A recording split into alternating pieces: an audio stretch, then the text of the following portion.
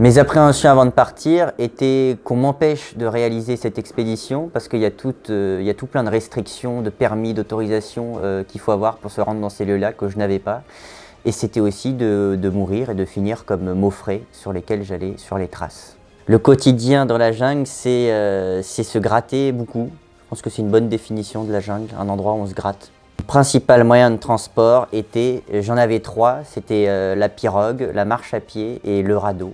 Marcher sur les pas de Maufray signifie quitter la civilisation pour apprendre à vivre dans la jungle. La plus grande difficulté que j'ai rencontrée a été,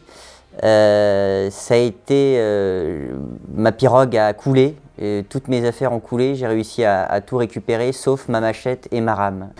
L'animal qui m'a le plus impressionné a été l'anaconda, le roi de la rivière, que j'ai rencontré à 2 reprises.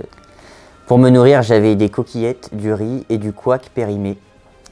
Les 3 objets essentiels à emporter sont la moustiquaire dans la jungle, c'est quand même important, un couteau et quoi d'autre?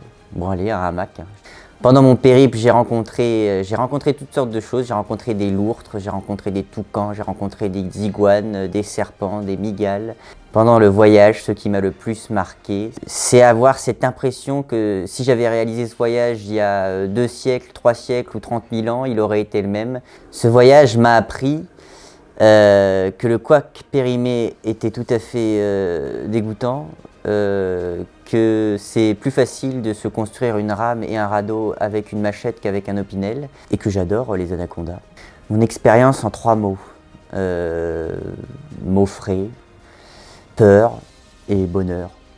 Mon meilleur souvenir, c'est quand j'ai pu quitter le Dégrat de Claude, c'est l'endroit où on a retrouvé le carnet de Raymond Maufray.